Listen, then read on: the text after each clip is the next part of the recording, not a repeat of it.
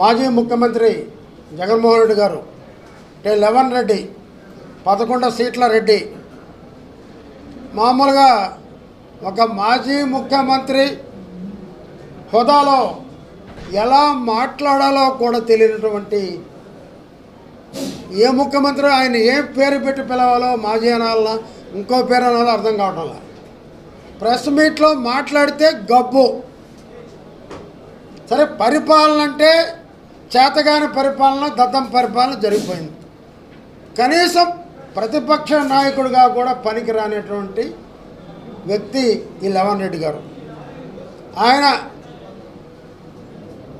ఆయన పగటికెళ్ళగంటున్నాడు, నేను ముఖ్యమంత్రిని అవుతా, నేను వస్తే 2 సంవత్సరాలు జైలు 2 నెలల్లో జైలు పంపించేస్తా, మెడికల్ కాలేజీ ఎవరు తీసుకున్న ఓనర్ని.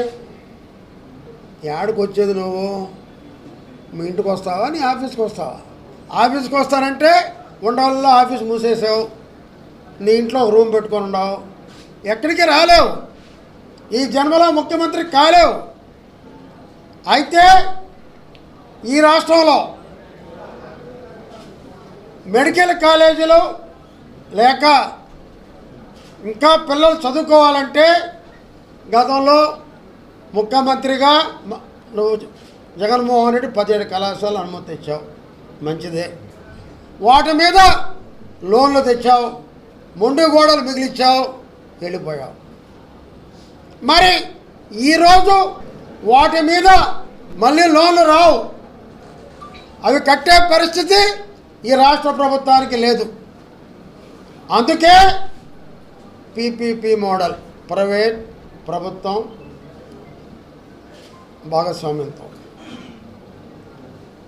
అటువంటి పరిస్థితుల్లో ఎక్కడైనా కూడా ఈరోజు చూస్తే ఓడరేవులు కానివ్వండి, ఎయిర్పోర్ట్లు కానివ్వండి, ప్రభుత్వం నిర్వహించే పరిస్థితి కనపడటంలా. ప్రైవేట్ పరం చేస్తున్నాం ఈనాడు మనం.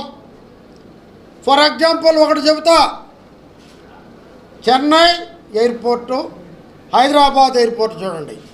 చెన్నై ఎయిర్పోర్ట్లో కనీస అవసరాలు ఉండవు, హైదరాబాద్ ఎయిర్పోర్ట్లో అది పీపీపీ మోడల్. స్టార్ హోటల్ మాదిరిగా, మొత్తం 5 స్టార్ హోటల్ మాదిరిగా ఉంటుంది హైదరాబాద్ ఎయిర్పోర్ట్, పీపీపీ మోడల్ కాబట్టి. అదే ఈరోజు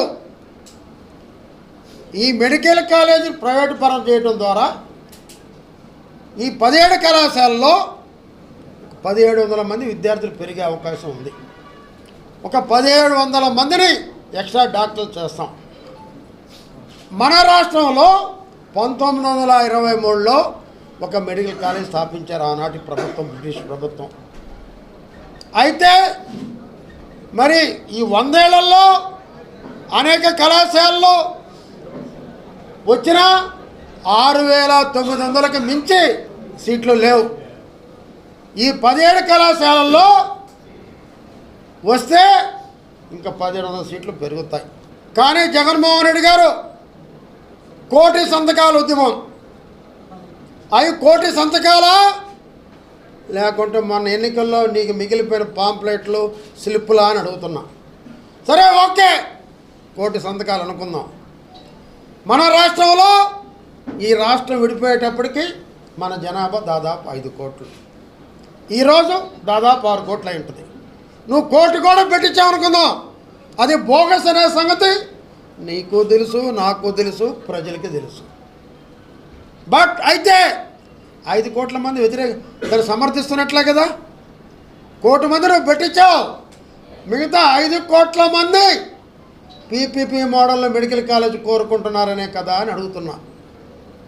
నేను ఒకటే అడుగుతున్నా లవన్ రెడ్డి గారిని, నువ్వు కేంద్రంలో నీ ఎంపీలతో నిర్మలా సీతారామన్ గారి దగ్గరికి పంపించావు మెడికల్ కాలేజ్ జడ్జిని.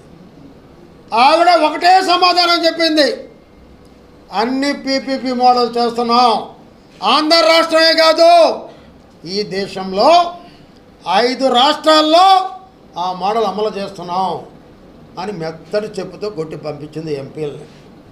నీకు ఇంకా బుద్ధి రాలేదంటే ఏమి చేయాలో నాకు అర్థం కావట్లా. అదేమంటే నేను వచ్చిన 2 నెలల్లో జైలు పంపిస్తాను మెడికల్ కాలేజ్ తీసుకున్న ఓనర్లని. అంటే మెడికల్ కాలేజ్ తీసి మెడికల్ కాలేజీ ఎంతో ఒక డాక్టర్లు తయారు చేసేటటువంటి ఒక ప్రైవేట్ యాజమాన్యాన్ని జైలుకి పంపిస్తావా? ఈ ఫ్యాక్షనిస్టులకు ఒక అలవాటు ఉందండి.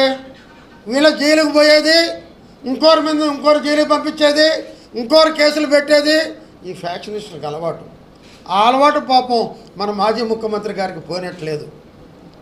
వారిలో అదే అలవాట్లు. నేను ఒకటే అడుగుతున్నా, నువ్వున్న జగన్మోహన్ రెడ్డి గారు నువ్వున్నటువంటి 5 ఏళ్లలో ఏ గవర్నమెంట్ హాస్పిటల్లో అయినా ఒక దూది ఉందా తుడిసేదానికి? కనీసం గవర్నమెంట్ హాస్పిటల్లో బెడ్లుంటే దుప్పట్లుండవు, దుప్పట్లుంటే బెడ్లుండవు, రెండో ఉంటే డాక్టర్లు. నేను డాక్టర్లు విమర్శించడంలా, డాక్టర్లు నేను ఎప్పుడు దేవుడితో సమానంగా చూస్తా. అయితే గవర్నమెంట్ హాస్పిటల్లో ఎంతమంది ట్రీట్మెంట్ చేసుకుంటున్నారు, డాక్టర్లు ఉండారా లేదా, అక్కడ పనిచేసే దానికి ఎంతమంది ఇష్టపడుతున్నారు, అక్కడ పనిచేసే డాక్టర్లు ప్రైవేటుగా పెట్టుకోవట్లేదా, దాన్ని నిర్మూలించాలని ఎంతోమంది ట్రై చేసినా ఎవరి వల్ల కాలా. అందుకే పేద ప్రజలు కూడా తాలుబొట్టు అమ్ముకోనో ఉన్న ఆస్తులు అమ్ముకోనో ఏ అపోలోకో మెడికవర్కో నారాయణకో బొల్లెనకు వెళ్తున్నారు తప్ప పెద్ద హాస్పిటల్కి ఎవరు వెళ్ళటం లేదే.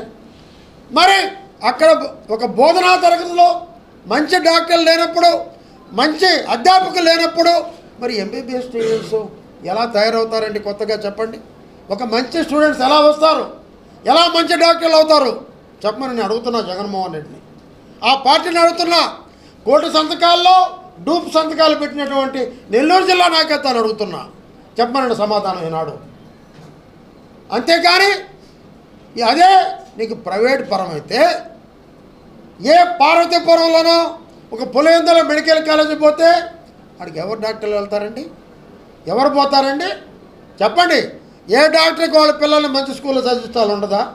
ఏ డాక్టర్కి ఒక మంచి కాలేజీలో పనిచేయాలి ఉండదా? అదే ప్రైవేట్ పరమైతే వాళ్ళ సొంతంగా అది అభివృద్ధి కావాలి కాబట్టి మంచి డాక్టర్లను తెచ్చుకుంటారు, మంచి అధ్యాపకులను తెచ్చుకుంటారు, మంచి ఎంబీబీఎస్ విద్యార్థులను తయారు చేస్తారు, మంచి ఎండీ చదివేటువంటి స్టూడెంట్ తయారవుతారు. ఎవరు లోపలేస్తావు? నువ్వు అధికారం వచ్చేది కళ, సున్నా. మోడీ గారిని లోపలేస్తావా? నిర్మలా సీతారామన్ గారిని లోపలేస్తావా? మరి సత్య గారిని లోపలేస్తావా? చంద్రబాబు నాయుడు గారిని లోపలేస్తావా? లేకుంటే ఈ మెడికల్ స్టూడెంట్స్ అందరిని లోపలేస్తావా? చెప్పు లెవెన్ రెడ్డి సమాధానం. మన కళ్ళ ముందు మనం చూస్తున్నాం గవర్నమెంట్ హాస్పిటల్ పరిస్థితి. ఎక్కడో ఎందుకండి కృష్ణాపట్నం ఓడరేవు మన ముద్దకూరులో చంద్రబాబు నాయుడు గారు ఉన్నప్పుడు పీపీపీ మోడల్ చేశారు నవయోగా వాళ్ళు గవర్నమెంట్ కలిసి, బ్రహ్మాండంగా జరిగింది.